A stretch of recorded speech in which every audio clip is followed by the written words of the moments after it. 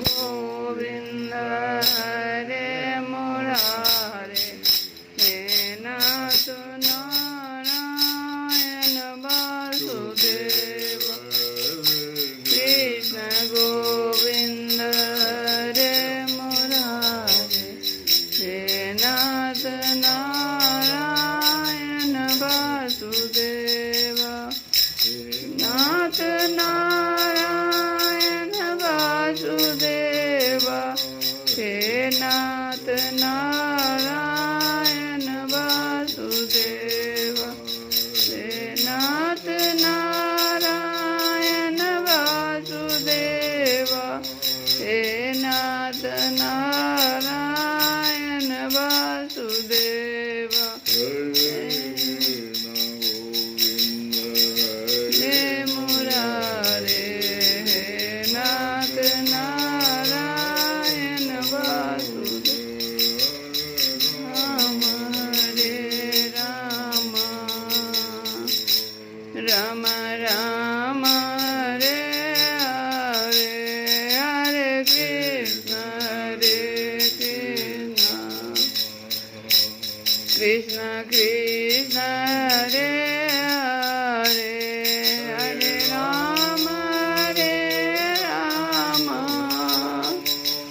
राम राम हरे हरे, हरे कृष्ण कृष्ण कृष्ण हरे हरे, हरे राम राम राम हरे हरे, हरे कृष्ण कृष्ण कृष्ण हरे हरे। श्री कृष्ण। जय श्री कृष्ण। कल की कथा में हम लोग सुने कि भगवान श्री कृष्ण ने यह सोचकर कि जरासंध को अगर छोड़ दिया जाएगा तो और भी सेना इकट्ठी करके लाएगा और हम सहज ही पृथ्वी का भार उतार सकेंगे। बलराम जी को रोक दिए।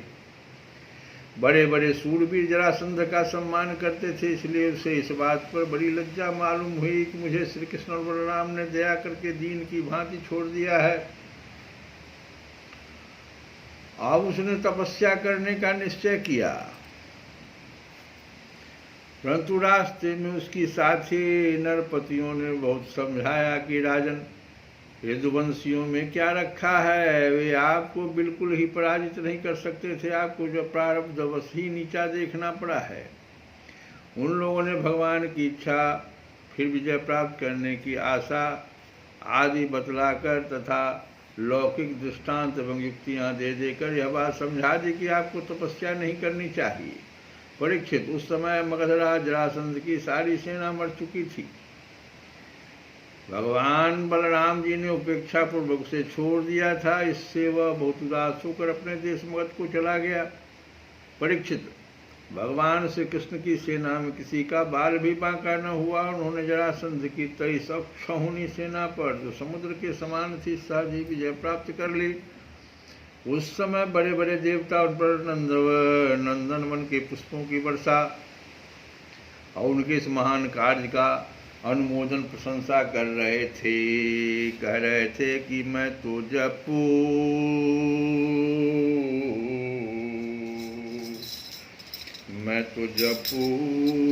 सदा तेरा नाम, दयालु दया करो। मैं तो जपू सदा तेरा नाम, दयालु दया करो। मैं तो रटू सदा तेरा नाम, दयालु दया करो। दयालु दया करो, कृपालु दया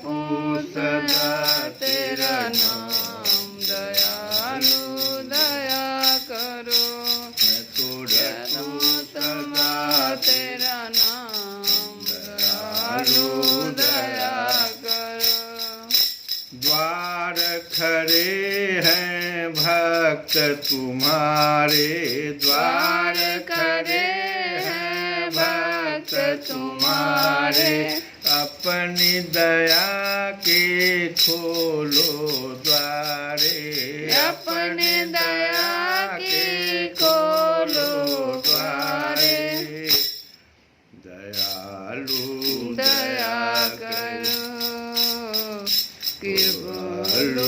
कृपा करो मैं तो जपूं सदा तेरा नाम दयालु दया करो दया करो भजन तीन तन जाऊं तेरा नित उठ नाम ध्यान करूं तेरा नित उठ नाम ध्यान करूं तेरा कृष्ण कृष्ण श्री राम दयालु दया करो दयालु कृपा करो मैं तो जपूं सदा तेरा नाम दयालु दया करो कृपालु कृपा करो साधु संत की संगति देना साधु संत की संगति देना साधु संत की संगति देना नाम अपने की रंगत देना साधु संत की संगति देना नाम अपने की रंगत देना दास बना लो घन श्याम दयालु दया करो मैं तो जपूं सदा तेरा नाम दयालु दया करो कृपालु कृपा करो हरि बोल हरि बोल हरि बोल हरि बोल हरि हरि हरि हरि हरि हरि बोल हरि बोल हरि बोल हरि बोल हरि बोल हरि हरि हरि हरि हरि हरि बोल दयालु दया करो कृपालु कृपा करो दयालु दया करो कृपालु कृपा करो जय श्री कृष्ण। इस प्रकार से देवता लोग पुष्प बरसा के भगवान की प्रशंसा किए। जरासंध की सेना की पराजय से मथुरावासी भय रहित हो गए थे और भगवान श्री कृष्ण की विजय से उनका हृदय आनंद से भर रहा था। भगवान श्री कृष्ण आकर उनसे मिल गए। सूत मांगध और बंदीजन उनकी विजय के गीत गा रहे थे। जिस समय भगवान श्री कृष्ण ने नगर में प्रवेश किया उस समय वहाँ शंख नगारे भेरी तुरही बीना बांसुरी और मृदंग आदि बाजे बजने लगे थे। मथुरा की एक एक सड़क और गली में छिड़काव कर दिया गया था। चारों ओर हंसते खेलते नागरिकों की चहल पहल थी। सारा नगर छोटी छोटी झंडियों और बड़ी बड़ी विजय पताकाओं से सजा दिया गया था। ब्राह्मणों की वेद ध्वनि गूंज रही थी और सब ओर आनंद सबके सूचक बंधनवार बांध दिए गए थे। बंधनवार बांधा जाता है वो आनंदोत्सव के सूचक हैं। जिस समय श्री कृष्ण नगर में प्रवेश कर रहे थे उस समय नगर की नारियां प्रेम और उत्कंठा से भरे हुए नेत्रों से उनके स्नेहपूर्वक निहार रही थी।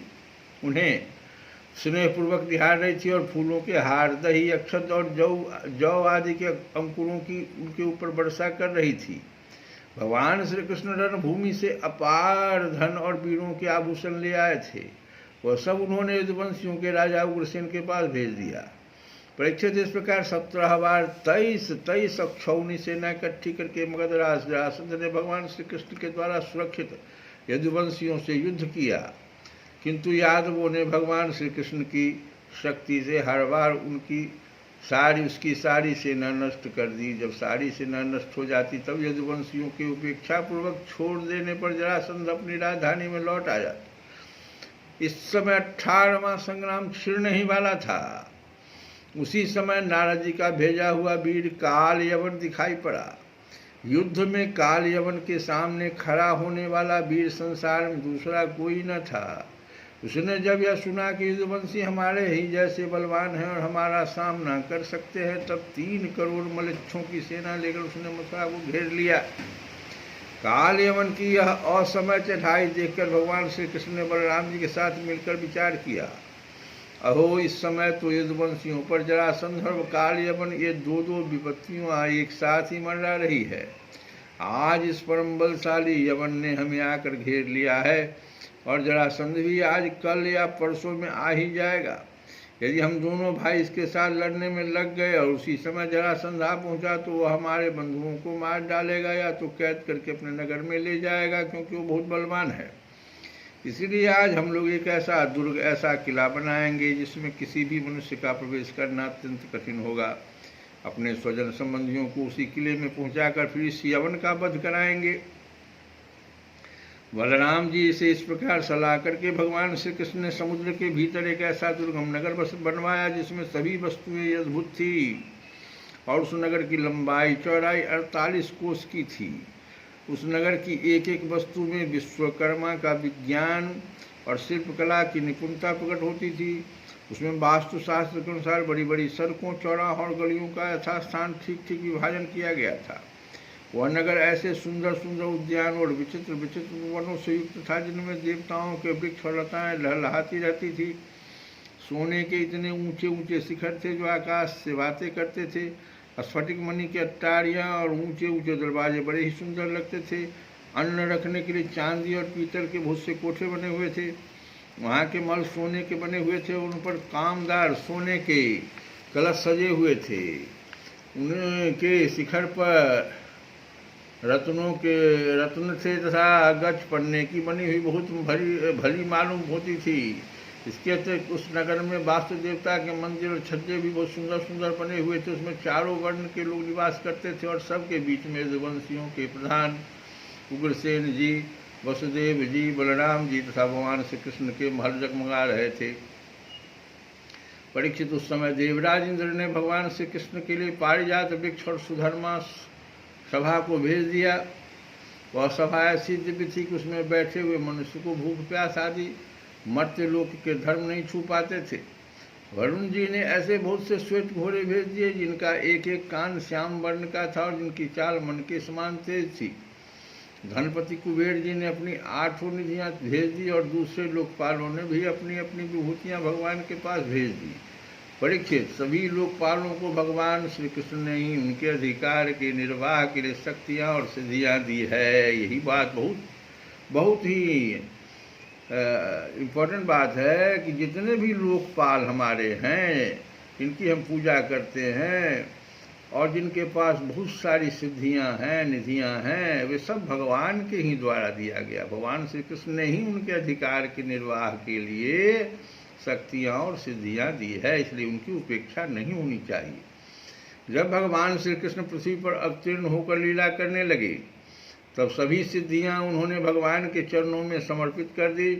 भगवान श्री कृष्ण ने अपने समस्त स्वजन संबंधियों को अपनी अचिंत्य महाशक्ति योग माया के द्वारा द्वारिका में भेज दिया। शेष प्रजा की रक्षा के लिए बलराम जी को मथुरापुरी में रख दिया और उनसे सलाह लेकर गले में कमलों की माला पहने बिना कोई अस्त्र शस्त्र लिए स्वयं नगर के बड़े दरवाजे से बाहर निकल आए। श्री कृष्ण गोविंद हरे मुरारी।